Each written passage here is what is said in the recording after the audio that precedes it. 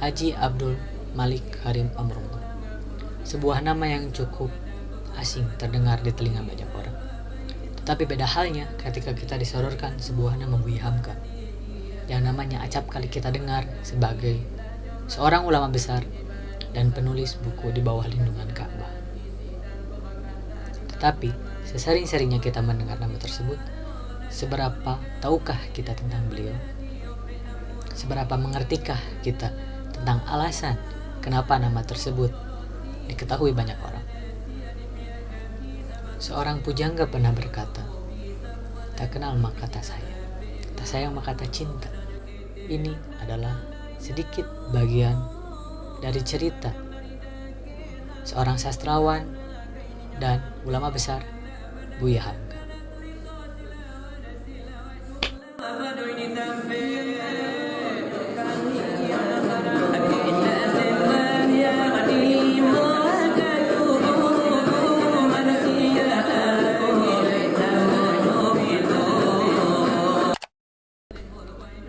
Buya Hamka atau akrab dipanggil Abdul Malik pada masa kecilnya lahir di Sungai Batang, Sumatera Barat pada 17 Februari 1908. Dari keluarga mana beliau berasal? Siapa ayah dan ibunya?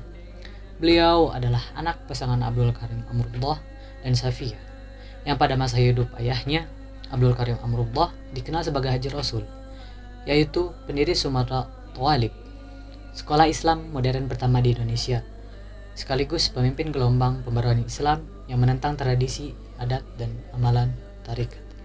Bimbingan, binaan, dan kecintaan ayahnya atas harapan anaknya bisa meneruskan jejaknya sebagai ulama ternyata membentuk Buya Hamka kecil yang manja dan nakal. Kenakalan ini semakin menjadi ketika orang tuanya bercerai pada saat beliau berumur 13 tahun karena ia tak suka pada perpisahan. Dan begitu ayahnya bertemu dengan beliau, kemarahan besar meluap hingga pemikiran Buya Hamka kecil bertanya, "Ayahku tak sayang lagi padaku. Mana yang lebih baik, nakal atau menjadi ulama?"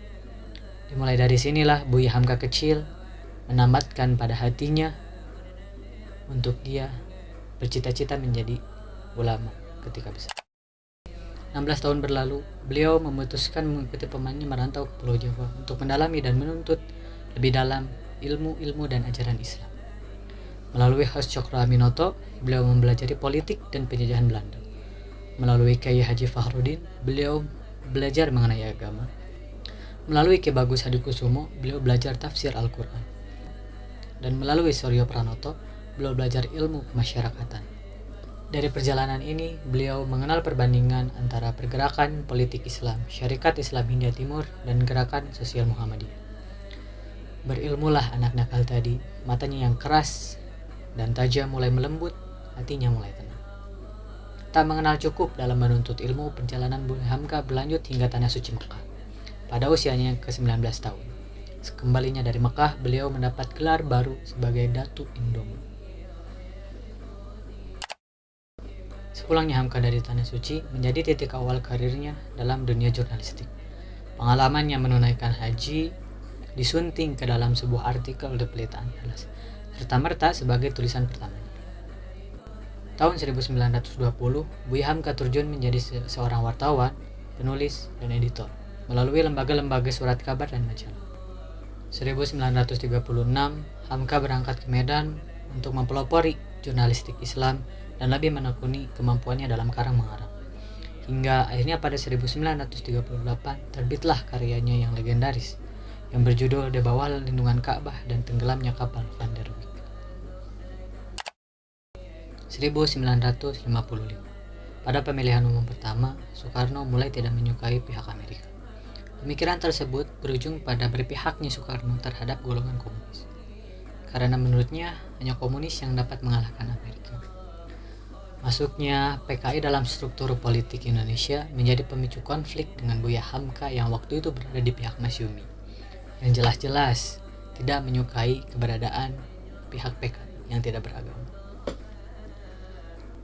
Tuduhan plagiarisme pada karya tenggelamnya kapal Van der Wijk oleh pihak Lekra menjadi langkah awal usaha menekan kekuatan Masyumi dan Buya Hamka. Kondisi memanas ketika majalah Panji Masyarakat pimpinan Buya Hamka memuat tulisan Bung Hatta yaitu Demokrasi Kita yang berisi kritikan tajam atas demokrasi terpimpin Soekarno. Puncak konflik ini terjadi ketika konfrontasi Malaysia jatuh pada 1962. Karena ikatan Buya Hamka dengan Malaysia cukup erat, Buya Hamka mulai mengemborkan dakwahnya mengenai bahaya komunis di Indonesia. Atas perlawanan tersebut, sontak pihak PKI tidak tinggal diam, yang pada akhirnya melakukan tudingan terhadap Hamka dan tokoh-tokoh Masyumi atas tindakan pemberontakan terhadap negara. Akibat tudingan tersebut, Hamka dan tokoh-tokoh Masyumi ditangkap. Proses interogasi yang keras dirasakan oleh mereka. Dimasukkan ke kolam air, dikasih listrik sampai sakit. Kalau kita mungkin mau wafat kita itu, karena listrik melalui air kan keras. Karena sakit, dibawalah dia ke rumah sakit Persahabatan Rawamangun, Jakarta. Tak lama dia sehat, dibawalah dia ke Sukabumi, dipenjarakan di sana selama 2 tahun 4 bulan. Dalam masa tahanan tersebut, beliau menyelesaikan karya ilmiah terbesarnya, yaitu Tafsir Al-Azhar. Abdurrahman Wahid menulis, penyampaian Hamka dalam masalah keagamaan sangat menawan dan menghanyutkan. Penulis Malaysia Muhammad Uthman Al-Muhammadi mencatat, Hamka merupakan pemikir yang berpegang teguh pada pendapat yang diyakininya, tetapi mengutarakan argumennya dengan gaya yang elegan. 40 tahun sudah beliau berpulang. Sebegitu banyak hal yang beliau titipkan untuk kita lestarikan. Bukan sebatas sastrawan atau ulama, beliau adalah citra yang menggambarkan bagaimana setiap aspek kehidupan akan berakhir indah jika kita menggunakan agama. Dengan paham yang sama sekali bukan menekan dan memaksa, melainkan memahami dan menerima. Setidaknya itu bagian kecil yang beliau sampaikan. Ingat, jangan pernah lupakan. Terima kasih, sampai jumpa di lain kesempatan.